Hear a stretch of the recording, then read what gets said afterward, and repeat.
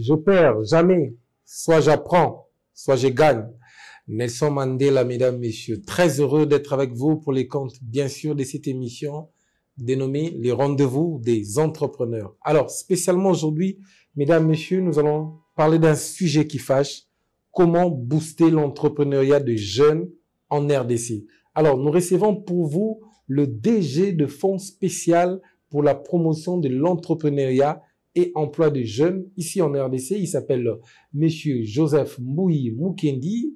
Il a été plusieurs fois conseiller financier au sein du ministère de Tourisme de la Jeunesse. Il est entrepreneur depuis plus de 15 ans.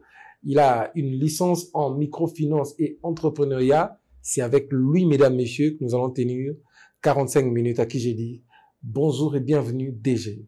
Bonjour, monsieur le DG. Vous allez Merci. très bien. Oui, ça va bien. Pour la première fois sur Entrepreneuriat Télévision, une chaîne d'un jeune Congolais. Oui, ça fait toujours une fierté de venir.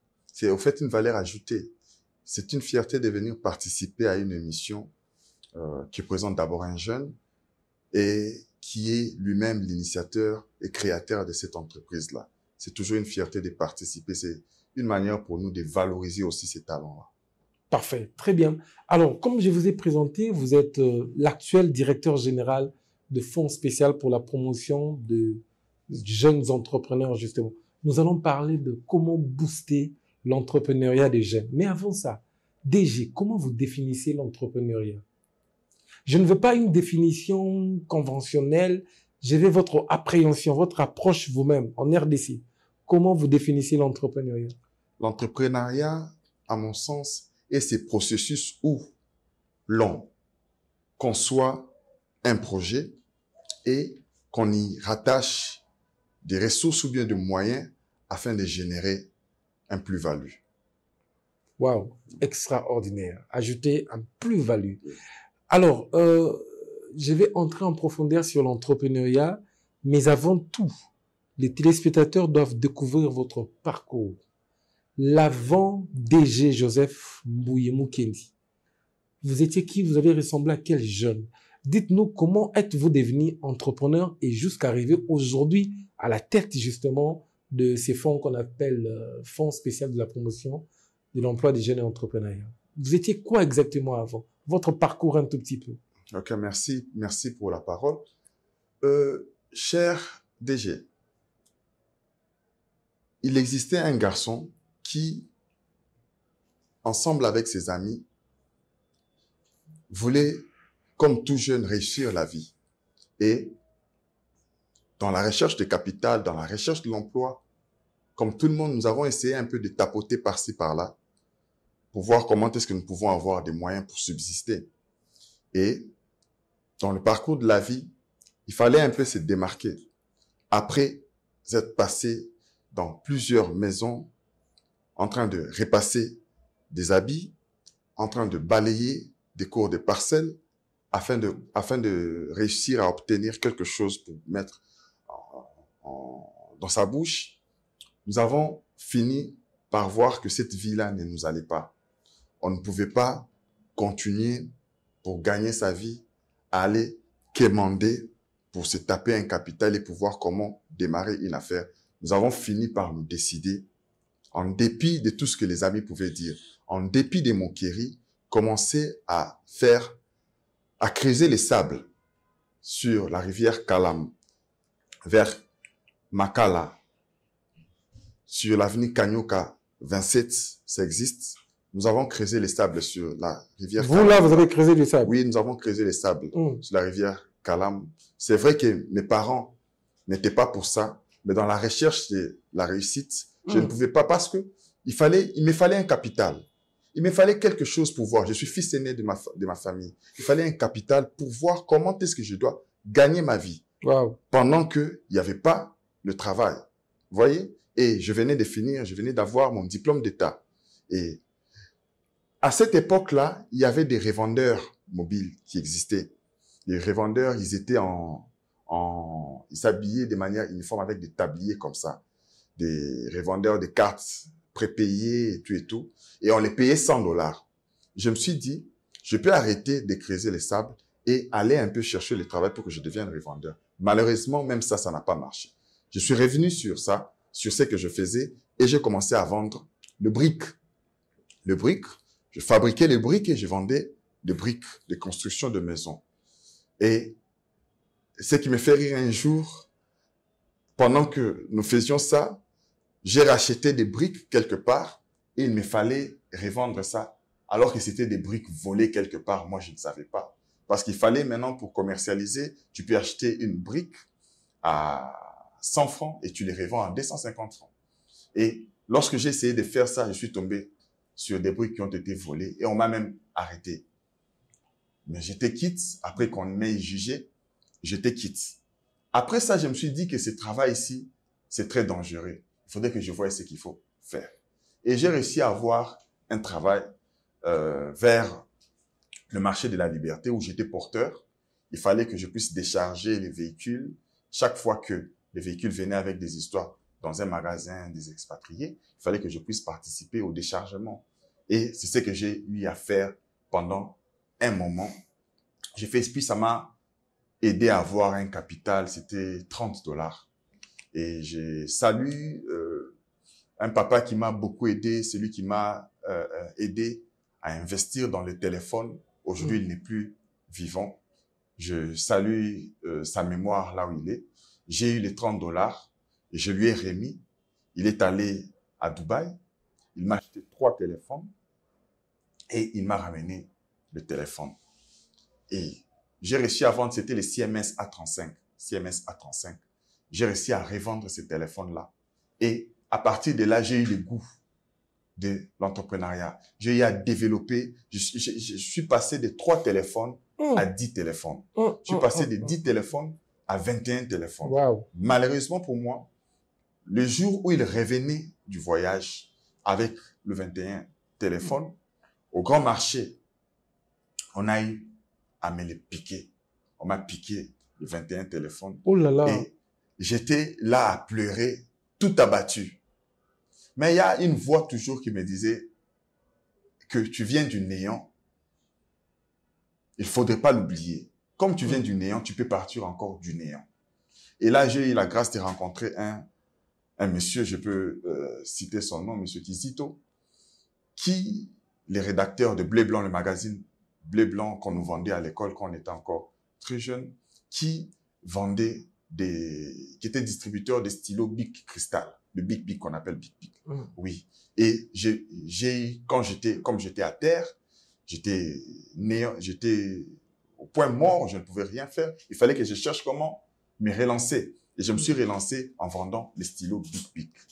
J'ai eu à les faire et les produits de ces paiements à faire en sorte que j'ai encore un capital. Je me suis relancé encore dans les téléphones. Et après ça, après que je me sois relancé dans le téléphone, j'ai eu à décrocher un emploi. Et c'est là où je fais toute ma carrière. Et mes affaires, j'ai eu à les déléguer à mon épouse, qui est aussi entrepreneur, jusqu'aujourd'hui, qui gère et qui travaille sur l'épanouissement de cet établissement. Et moi, je me suis lancé dans le travail là où j'étais. Et j'y ai passé 15 ans avant de me déverser à partir de 2019, lorsque le chef de l'État, Félix-Antoine Tshisekedi, a pris le pouvoir, avant que je ne puisse me déverser dans le secteur public. C'est un peu ça, le parcours que j'ai eu à avoir. On reste dans le côté jeune, quand vous étiez encore jeune. Oui. Puisque aujourd'hui, c'est un spécial promotion de l'entrepreneuriat de jeunes. Oui. Alors, dites-nous, vous ne saurez pas exactement dire le nombre. Combien de fois aviez-vous échoué dans vos business et c'était pourquoi? J'ai échoué plusieurs fois. Plusieurs fois. La première fois, l'échec est venu du fait qu'on m'a volé. Et si on m'a volé, c'est parce que je n'étais pas prudent. Si j'étais prudent, on ne m'aurait pas volé. La deuxième fois, l'échec est venu du fait que j'avais fait totalement confiance à la gérante que j'avais choisie pour mes établissements. Et lorsque mon épouse s'est reposée, pendant qu'il s'est reposé parce qu'elle attendait famille, la gérante qui était là a pu détourner ce qu'il y avait et s'en est. Il a pris le vol, il a disparu de la nature. C'était un échec. Nous avions déjà 3 sites d'entreprise et quand elle est partie, c'était une dame, quand elle est partie, c'était un choc, c'était un échec. Mais ce qui me ressource souvent, c'est une parole que mon pasteur dit souvent. Permettez que j'en parle. Allez-y, allez-y. Oui, que mon pasteur dit souvent, le pasteur Roland Dallot. Il dit, les dieux qui est au-dessus de tout a commencé à créer le monde du par le néant. Il a dit dans le livre de Genèse, au commencement, il n'y avait rien. L'Esprit de Dieu s'est mouvé au-dessus des eaux. Donc, il n'y avait rien. Si Dieu qui est Dieu a dû commencer la création de ce monde par rien, et moi, comment est-ce que je peux m'abattre parce que je n'ai plus rien? Applaudissez d'abord pour cette réflexion, s'il vous plaît. Il fallait... Non, reprenez cette réflexion-là. Oui, c'est extraordinaire. Dit souvent, si Dieu qui a commencé la création de ce monde par rien, tout en disant qu'au commencement du monde, l'Esprit de Dieu s'est mouvé sur les eaux. Et à combien plus forte, moi qui ne suis qu'un humain, ne puis-je pas commencer quelque chose à partir du néant? Cette parole constitue une énergie puissante depuis toute ma carrière. C'est ainsi que j'ai dit, ceux qui me connaissent le savent, l'échec n'existe pas.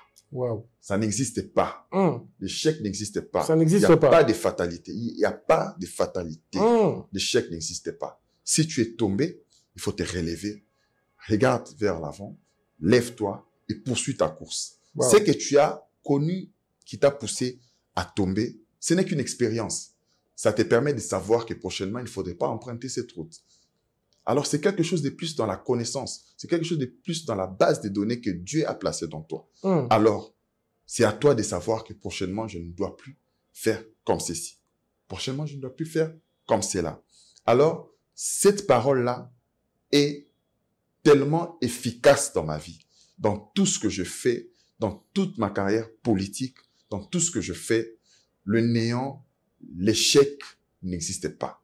Même si je commence par rien, je vais me battre et quelque chose naîtra du rien. Parce que c'est la puissance que Dieu nous a donnée. Il nous a donné des mains, il nous a donné la tête pour réfléchir et pour voir comment construire le monde. Parce que tout ce qui existe grâce à nous. C'est à nous de donner de la forme dans ce que nous voulons faire. C'est un peu ça. Waouh, c'est extraordinaire. On va attaquer les jeunes à un moment. Restons d'abord dans la motivation comme ça. Vous allez nous dire vaguement ce qui vous monte en tête par rapport à la question que je vais poser. Est-ce que vous pourriez nous donner les 10 secrets de la réussite pour être un jeune entrepreneur à succès? Vous avez fait plus de 15 ans dans le domaine entrepreneurial. Vous êtes aujourd'hui directeur général, mandataire public. Dites-nous le 10 secrets pour devenir un entrepreneur à succès en étant jeune. Oui, je vais le dire pêle-mêle comme ça. Être un entrepreneur à succès, je l'ai dit, je pense le lundi, lorsque je procédais à la remise des brevets auprès des jeunes entrepreneurs. La première des choses, c'est qu'il faudrait accepter de se former. Tu ne peux pas rêver être... c'est la formation d'abord. Oui. Tu ne peux pas rêver être un entrepreneur à succès sans que tu n'aies une base dans la connaissance de ce que tu veux faire. C'est la formation. De 2, je vais les dire comme ça, mais ce n'est pas chronologique. Ce n'est pas par ordre de priorité. Donnez ça comme ça. Oui. De 2, il faudrait t'asseoir. Il faudrait s'asseoir, prendre son stylo et écrire ce que tu veux faire. La Bible dit, celui qui veut bâtir une tour doit s'asseoir, réfléchir sur ce que tu veux. Un entrepreneur à succès n'embrasse pas tout. Un entrepreneur à succès connaît là où il veut partir. Et de 3, un entrepreneur à succès doit réfléchir sur les ressources de ce qu'il veut faire. Comment doit-il faire pour avoir les ressources? Comment doit-il faire pour avoir les ressources? Et dès qu'il réfléchit sur comment obtenir les ressources, il doit s'attaquer sur la compréhension des différentes ressources. C'est-à-dire, il y a les ressources financières qu'il doit maîtriser. Il doit maîtriser ses ressources financières. Il doit maîtriser ses ressources en termes des ressources, j'appelle ça, ces ressources immatérielles. Les ressources immatérielles, c'est-à-dire les ressources humaines. C'est-à-dire, tu peux avoir un établissement, tu peux avoir une entreprise, mais si tu n'as pas la maîtrise de ton personnel, parce que c'est les personnels qui représentent ton entreprise, Oui. tu es appelé à échouer. Et ça, c'est le quantième. 5e. 4e point. Nous sommes au 3e, les ressources, mais vous avez donné les ressources financières et puis les ressources immatérielles. Oui, oui. 4e point maintenant. Oui, j'ai dit, il doit savoir. J'ai dit, le 3e point, j'ai dit, il doit réfléchir sur les ressources. Quand il réfléchit sur les ressources, sur comment il doit avoir les ressources, 4e point, il doit maîtriser. Il doit maîtriser les ressources financières. Il doit maîtriser, 5e point, les ressources immatérielles. Les ressources immatérielles, c'est-à-dire, je mets entre autres le personnel, son personnel. Parce que le personnel constitue la vitrine de son entreprise. 4e, 6e, pardon. 6e, il doit travailler sur l'image de son entreprise. L'image de l'entreprise, c'est l'image de l'entreprise qui va permettre à ce que les gens fassent confiance en lui. Si c'est une entreprise de services, si c'est une entreprise de produits, il doit travailler l'image de son entreprise. 5e et 7e, il doit avoir, comment j'appelais ça, l'abnégation. Il doit avoir de l'abnégation. Oui, oui. Et 8e, la résilience. La résilience. La résilience. Il doit avoir la résilience. Les choses peuvent tourner un peu au vinaigre. Il faut pas abandonner. Il ne faut pas abandonner. Il ne faut pas abandonner. Et le sens du leadership. Parce que il doit conduire toute cette équipe-là. Tu vas travailler avec des gens qui ne sont pas totalement toi, mais tu as besoin de ce qu'ils produisent d'un côté. Il a peut-être un défaut d'un côté, mais il a une qualité de l'autre côté. Tu sens que pour que ton entreprise puisse évoluer, tu as besoin de ce qu'il a. Tu dois avoir le sens de leadership pour voir comment travailler avec lui, comment le coacher, comment l'apprendre que ce qu'il fait ici est mauvais. On ne peut réussir que si l'on est leader. Être leader et être manager, c'est deux choses différentes. Et la conclusion, j'ai dit, il faut être manager. 10e. Et 10e, manager. Il faut être manager. Le manager, c'est celui qui sait mettre en musique toutes les ressources que j'ai citées. Toutes les ressources. Il doit être manager. S'il n'est pas manager, il ne saura pas comment collaborer avec ses partenaires extérieurs et ses partenaires intérieurs. Parce que son personnel constitue les partenaires intérieurs.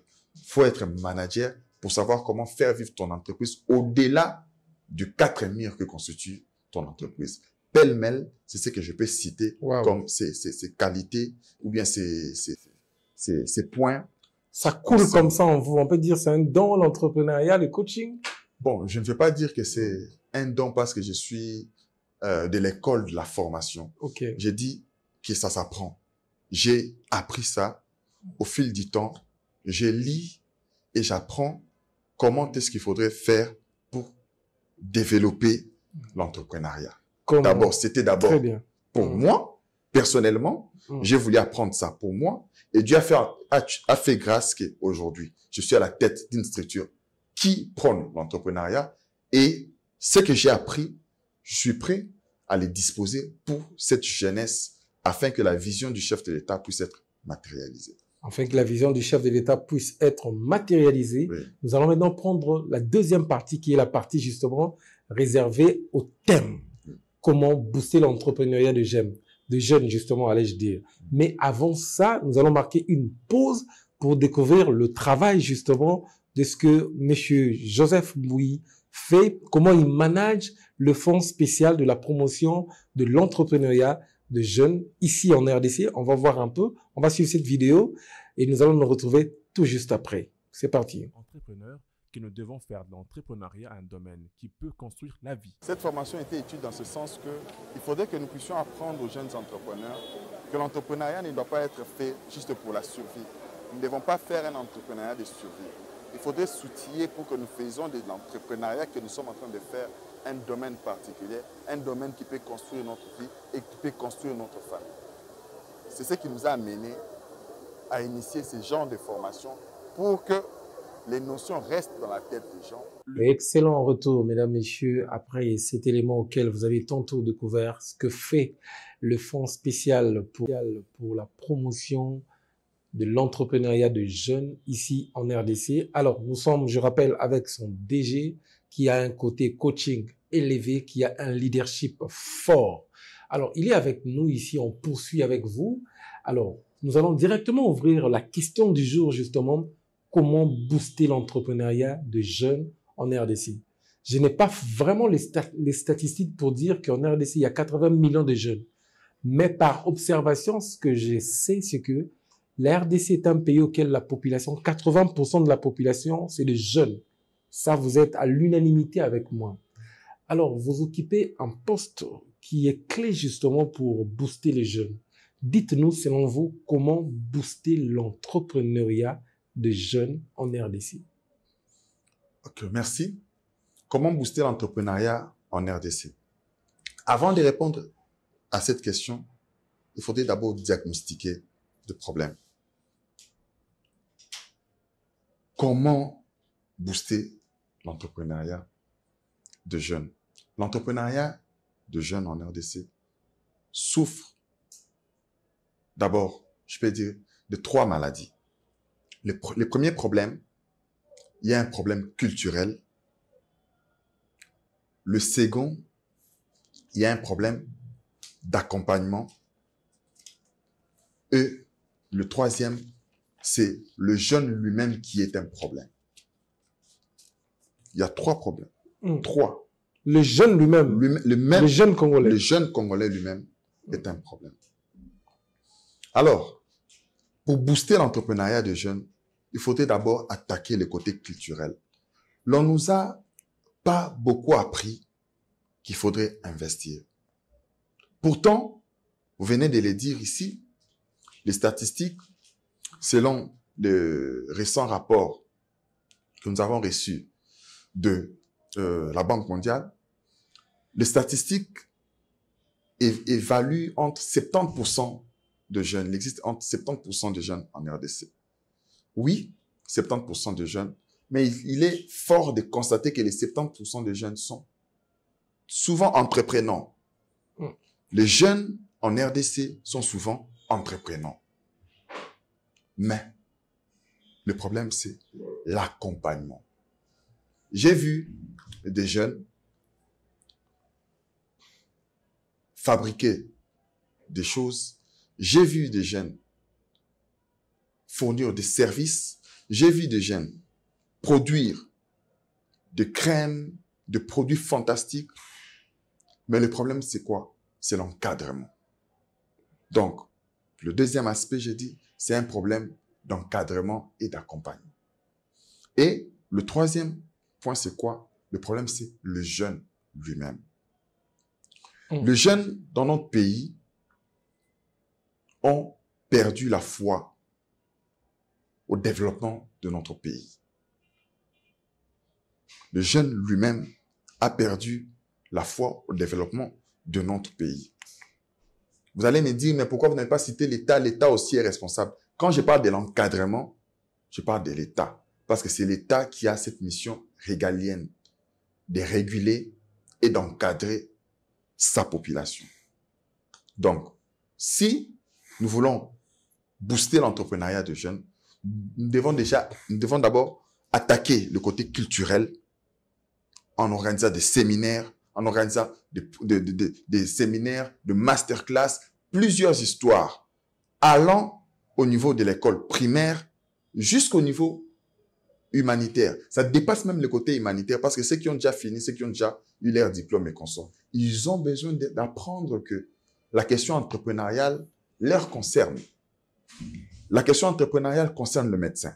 La question entrepreneuriale concerne les avocats. La question entrepreneuriale concerne les artistes. La question entrepreneuriale concerne les chailleurs. La question entrepreneuriale concerne les mamans maraîchères. La question entrepreneuriale concerne tout le monde. Ça n'exclut personne. Pourquoi j'ai donné cet exemple la fois passée? C'est que un médecin, quand il termine, à l'école, on ne l'apprend pas que quand tu termines, tu peux créer ton hôpital, tu peux gérer ton hôpital, non. On nous apprend toujours quand tu termines, il faut aller faire des demandes d'emploi, il faut aller faire ceci, il faut aller faire... Non. Donc, au niveau de la sémantique, on nous a déjà mal appris.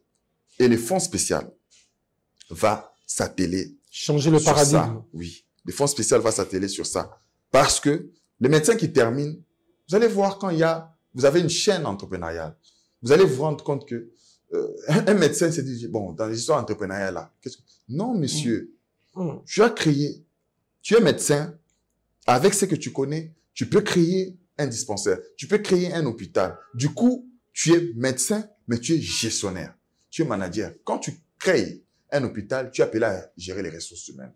Quand tu crées un hôpital, tu es appelé à gérer les finances. Parce que ces gens-là vont venir, ils vont payer par où? Il doit y avoir un reçu.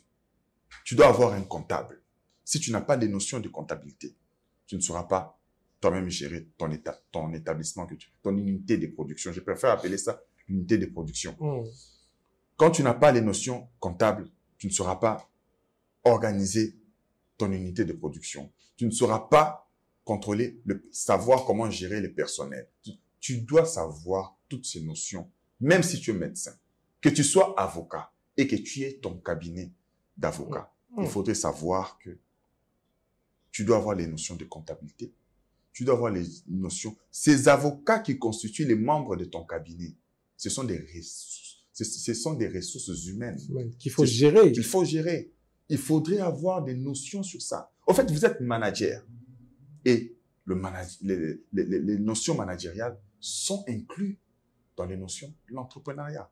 Donc, il faudrait que chacun dans son domaine, maman maraîchère, tu es là, le matin, tu vas à je ne sais où, tu achètes tes ndunda, tu viens, tu descends, tu arrives au marché et tu es en train de vendre.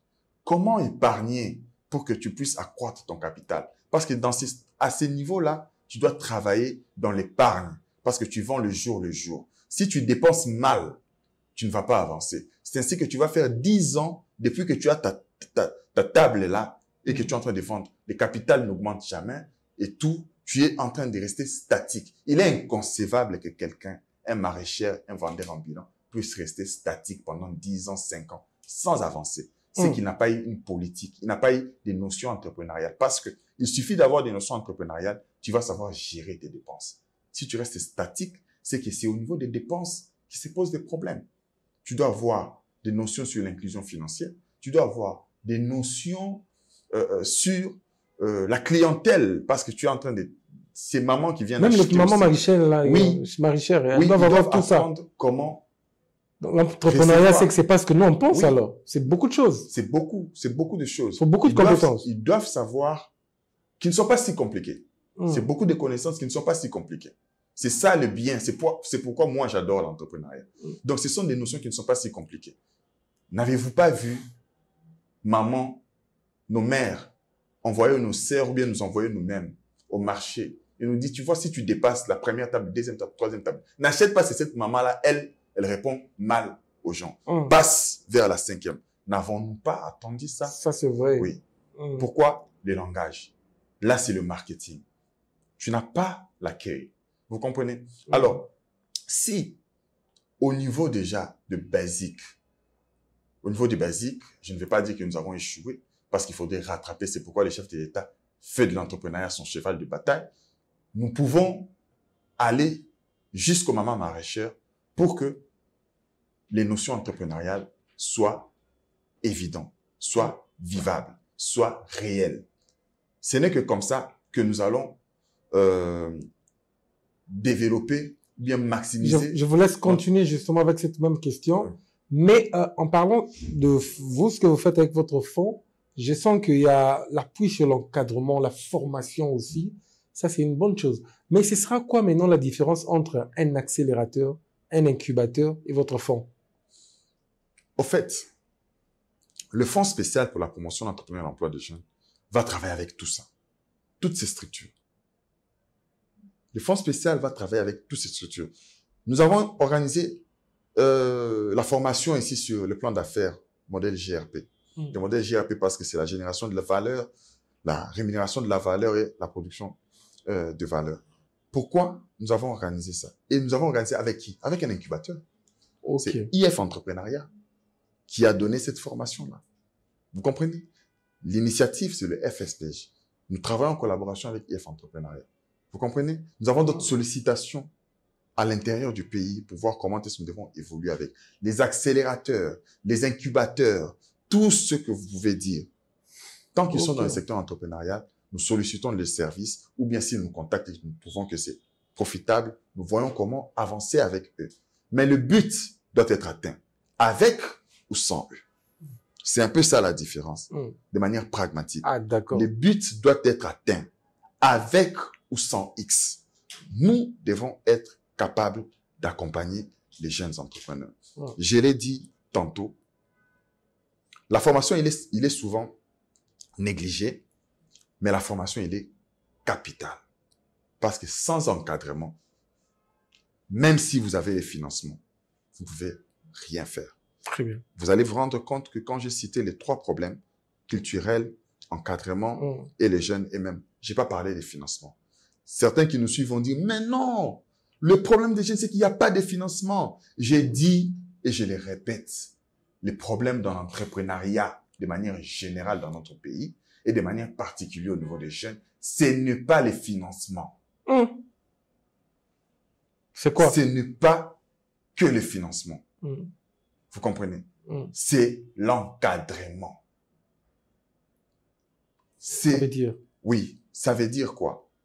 Ça veut dire que lorsqu'on accompagne un entrepreneur, le financement constitue un élément d'accompagnement. Le financement en soi constitue un élément d'accompagnement. On accompagne les jeunes dans la formation. On accompagne les jeunes dans les masterclass, dans le coaching, dans tout ça. Dans les financements. C'est un aspect d'accompagnement. Le problème, c'est le problème d'accompagnement. Entre la formation et le financement, c'est qui doit venir avant. Qu'est-ce qui est la priorité pour les jeunes entrepreneurs? La priorité, c'est la formation. D'abord. D'abord. Pourquoi? Mais comment il va utiliser ce qu'on va lui donner? Comment il va utiliser? J'ai eu des débats avec les jeunes autour de ça. J'ai des débats avec les jeunes autour de ça. Qu'est-ce qui se passe? Monsieur Tchani, on peut vous donner le financement.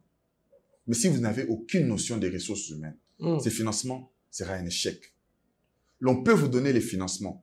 Mais si vous n'avez pas de notion sur la qualité des produits qu'il faut mettre sur les marchés, vous allez toujours échouer. L'on peut vous donner les financements.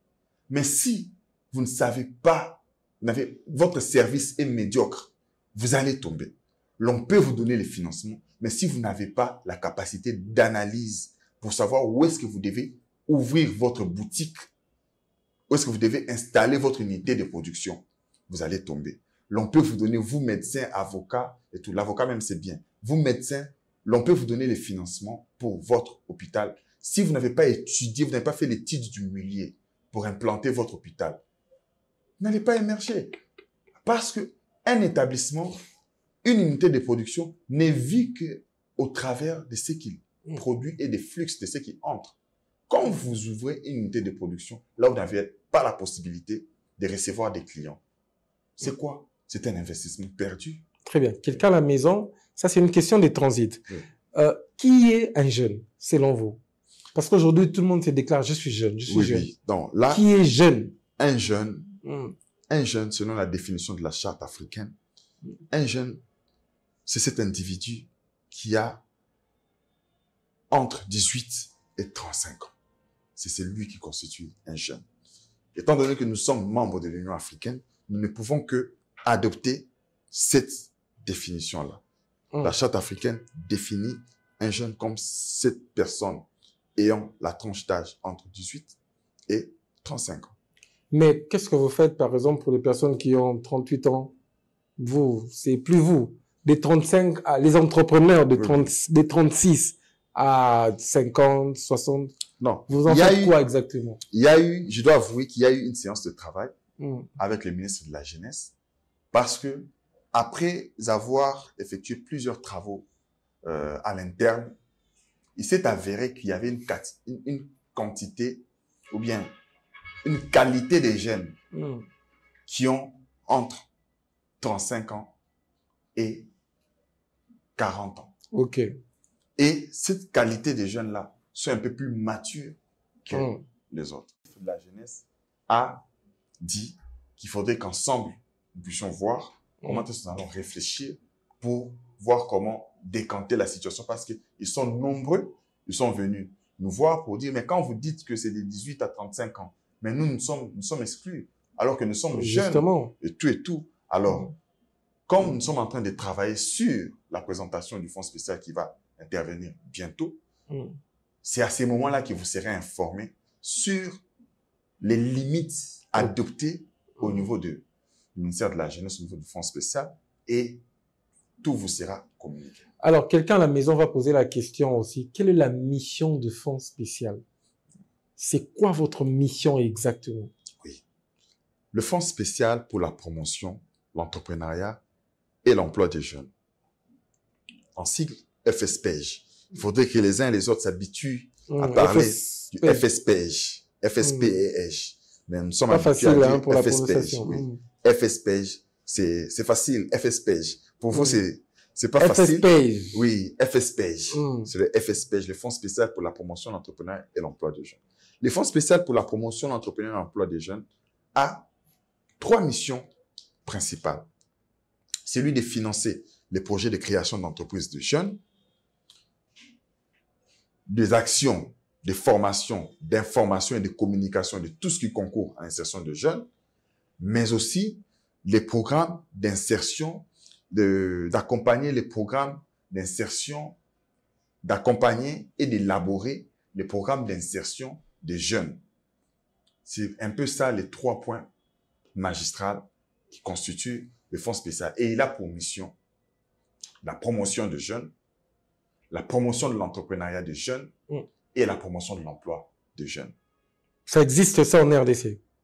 Un fonds pour la promotion de l'entrepreneuriat des jeunes? Aujourd'hui, ça existe parce qu'il y a eu un chef de l'État qui a voulu que aujourd'hui les jeunes puissent voir leur promotion, une structure puisse promouvoir les jeunes, promouvoir l'entrepreneuriat des jeunes et promouvoir l'emploi des jeunes. Que dire de ces différents secteurs? Il faudrait les dire depuis l'indépendance. On peut dire, je ne vais pas dire l'indépendance parce qu'à un moment donné, le président Mobutu avait un programme d'insertion des jeunes, avait un programme pour la promotion des jeunes et un programme pour l'entrepreneuriat à sa manière. Mobutu? Oui, Mobutu, où il était en train de promouvoir l'entrepreneuriat congolais et tout. Mais c'était pas fait de la plus belle manière parce que les gens qui étaient à la tête des entreprises et tout n'étaient pas très bien outillés pour le succès de ces entreprises-là. C'est un peu ça. Et au fonds spécial, nous allons valoriser le métier qui est longtemps négligé ici, dans notre pays. Nous allons valoriser la qualité des services. Qu'est-ce que nous ne voyons pas dans nos restaurants? Qu'est-ce que nous ne voyons pas dans les services cleaning? Qu'est-ce que nous ne voyons pas? Quelqu'un qui est là en train de balayer, il ne sait pas te dire, s'il vous plaît, est-ce que vous pouvez pousser un peu parce que je suis en train de balayer ici? Il dit clairement, est-ce que au monde entier, on a au combo là? Manière. Vous avez un service comme ça, demain les lendemain, vous allez perdre le marché. Dans un établissement, si vous avez à gagner les marchés dans un établissement. Donc, il y a la qualité du service qui est détériorée. Nous n'avons qu'à voir autour de nous. Ce que j'ai dit, tout le monde peut l'attester. Autour de nous, la qualité des services dans notre pays ne fait pas notre fierté. Peut-être c'est par manque de formation. Peut-être c'est par manque d'information. Et le fonds spécial va travailler sur ces bases. Mais ce que l'Église n'a pas pu faire, ce que l'école n'a pas pu faire dans la transformation, justement, est-ce que vous saurez faire ça? Parce que la personne dont vous dites que vous relevez là, Azo Kombo la lobby, moi, il y a qui répond mal. Elle est chrétienne, parfois, elle a étudié, elle a un diplôme, mais l'école ne l'a pas franchi, l'Église ne l'a pas franchi. Est-ce que vous, là, vous saurez affranchir? Vous conviendrez avec moi que le premier rôle, par quel moyen, par quel mécanisme vous allez convertir quelqu'un comme ça? C'est pourquoi j'ai dit, vous conviendrez avec moi que c'est le premier rôle de l'État. C'est à l'État, avant que ce soit l'Église, avant que ce soit l'école, c'est à l'État que ça revient. Et nous sommes l'État. C'est à l'État que ça revient. Et nous sommes l'État. Et nous allons nous y mettre pour que les choses changent. Peut-être c'est les comment. Les comment, nous allons vous inviter lors de la présentation officielle du fonds spécial. Vous allez découvrir les comment. Vous allez découvrir comment est-ce que nous allons travailler. Vous allez découvrir quels sont les programmes qui seront mis en place pour valoriser la filière, les différentes filières qui constituent les métiers. Vous allez découvrir les différents programmes qui sont mis en place pour valoriser la qualité de service dans les entreprises de jeunes de notre pays. Et vous allez décider, vous allez observer vous-même et vous verrez. Très bien, ça c'est bien. Alors nous tournons vers la fin justement, directeur général de fonds spécial de la promotion de l'entrepreneuriat et emploi de jeunes. Alors c'est là où je voudrais m'attarder. Promotion de l'entrepreneuriat et emploi des jeunes. Pourquoi? Entrepreneuriat, emploi des jeunes. C'est deux missions différentes. Oui, c'est des missions différentes. La promotion de l'entrepreneuriat de jeunes, la promotion de l'emploi de jeunes. La promotion de l'entrepreneuriat de jeunes, nous les ferons.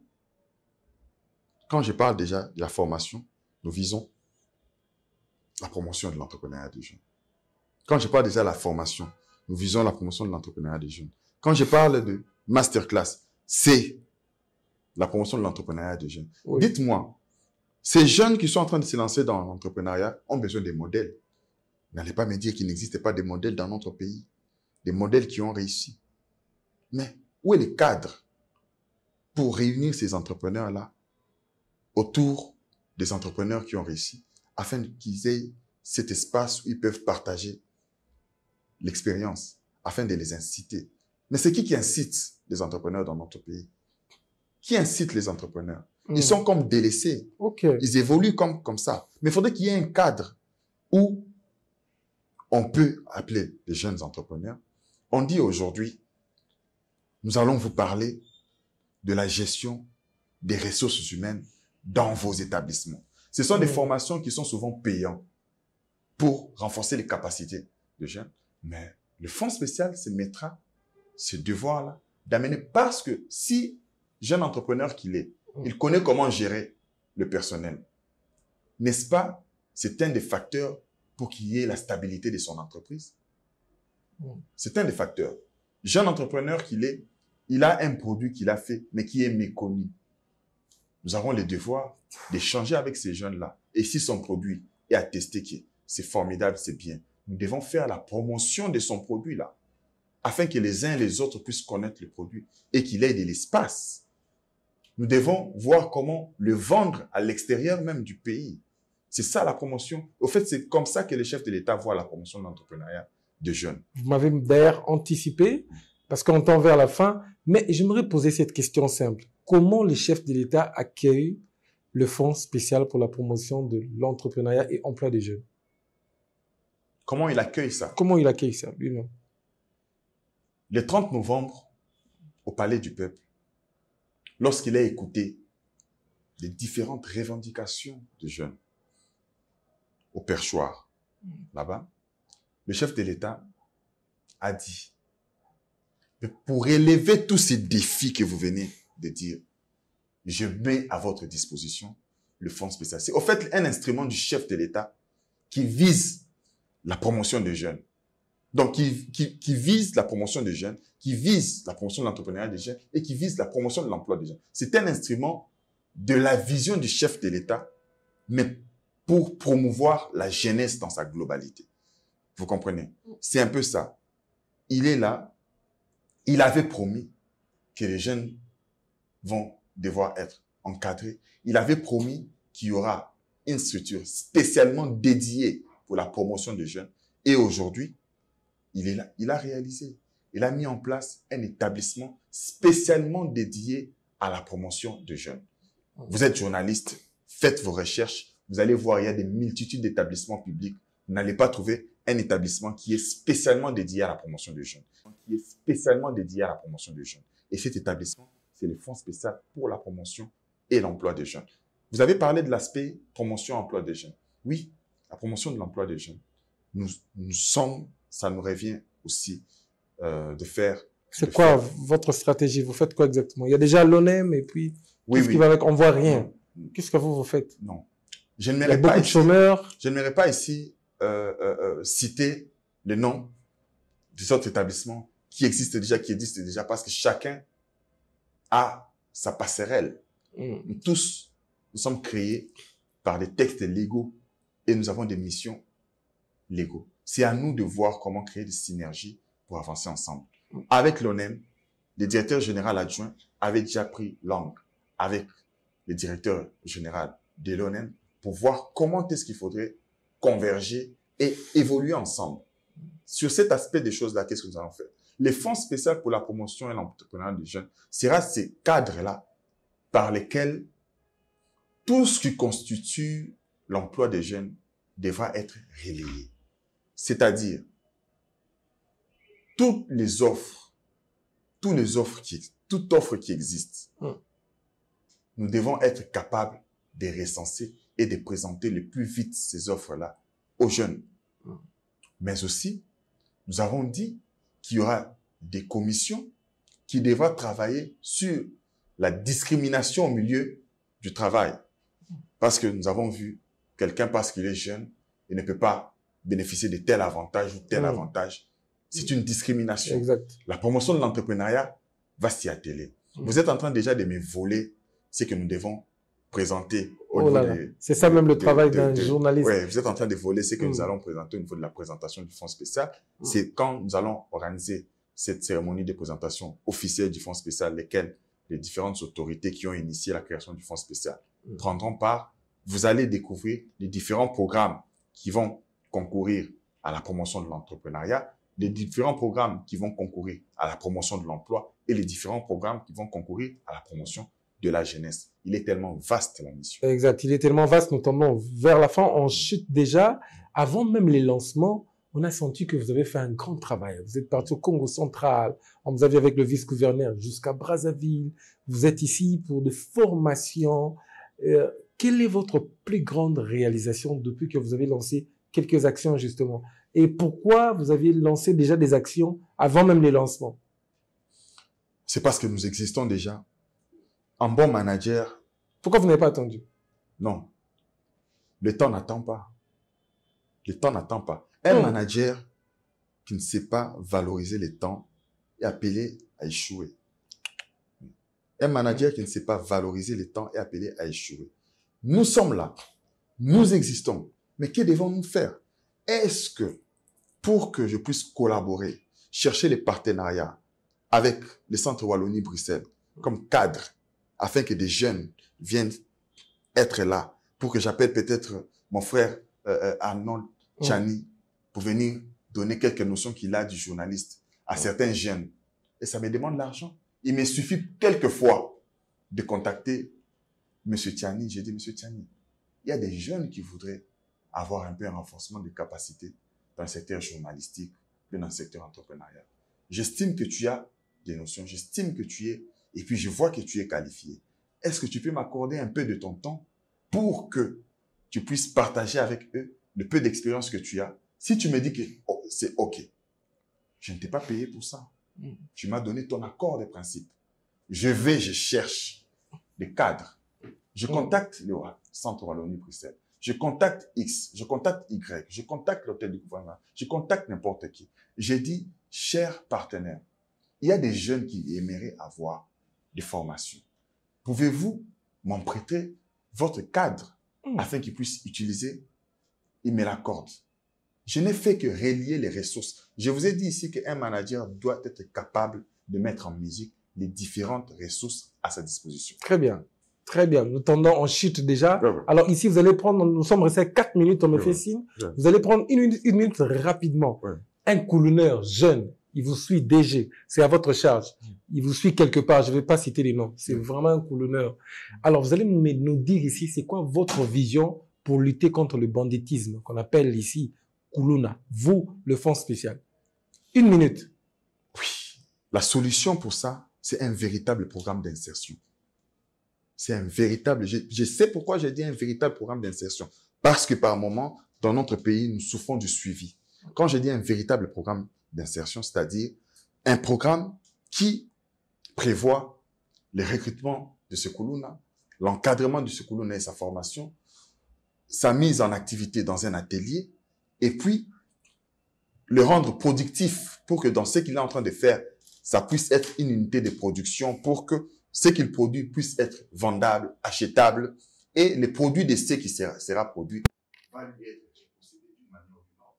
Et plus il est fait pendant un certain moment, plus on verra comment faire.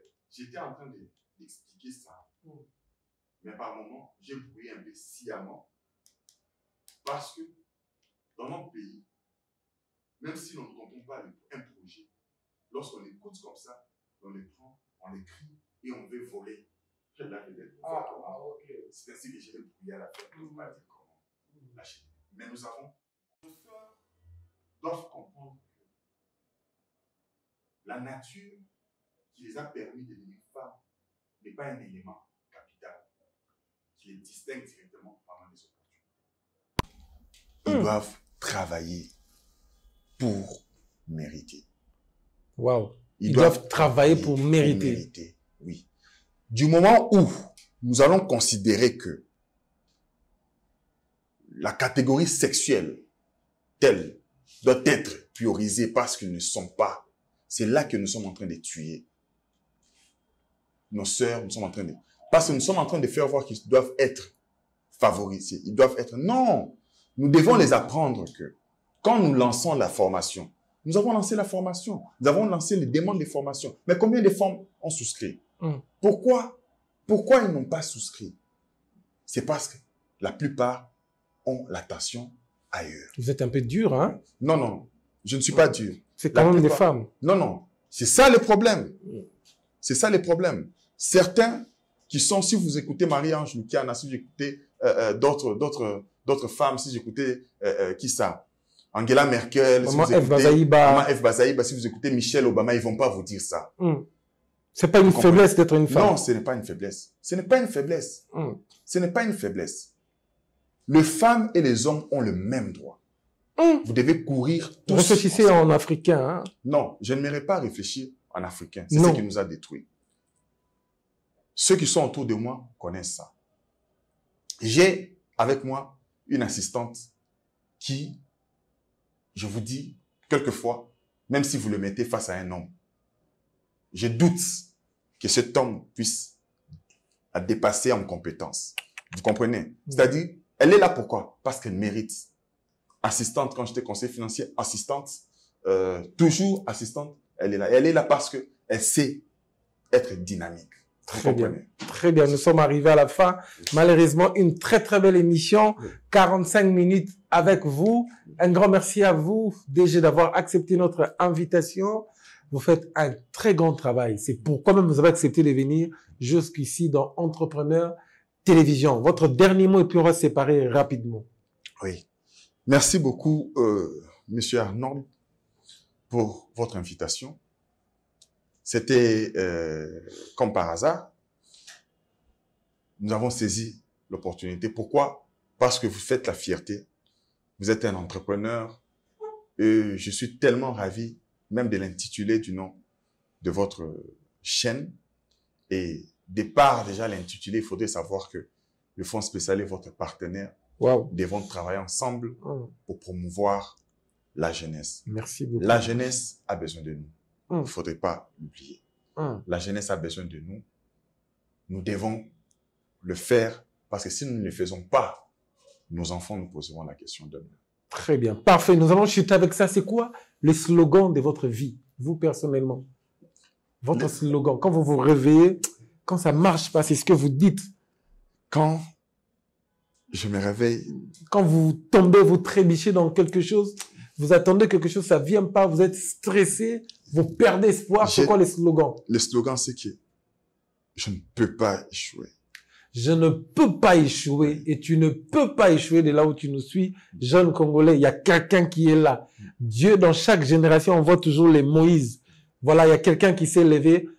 Coup de chapeau à vous, le chef de l'État, Félix-Antoine Tshisekedi, pour le choix porté vers ces messieurs. Joseph Moui, nous avons tenu 45 minutes avec lui. Il maîtrise son secteur. En tout cas, félicitations à vous, chef de l'État, d'avoir choisi de personnes comme ça dans une équipe. Avec un pays qui a trop de problèmes, on a besoin des compétences comme M. Mbouy. Je ne dis pas ça parce que vous êtes avec nous ici. Alors, mesdames, messieurs, nous sommes arrivés à la fin. Nous avons parlé de l'entrepreneuriat des jeunes avec le directeur général de Fonds spécial pour la promotion de l'entrepreneuriat et emploi de jeunes. On a tenu 45 minutes. La mort n'est rien, mais vivre vaincu sans gloire, c'est mourir tous les jours. Napoléon Bonaparte, mesdames, messieurs, c'était à la présentation. Arnold de Tiani. Si vous avez aimé cette émission, dites un grand merci à Réveil Koupa et à Jonathan Benaya. Mais sinon, vous suivrez cette émission en boucle sur Entrepreneur TV, canal 36. Sinon, portez-vous bien. Bonsoir chez vous.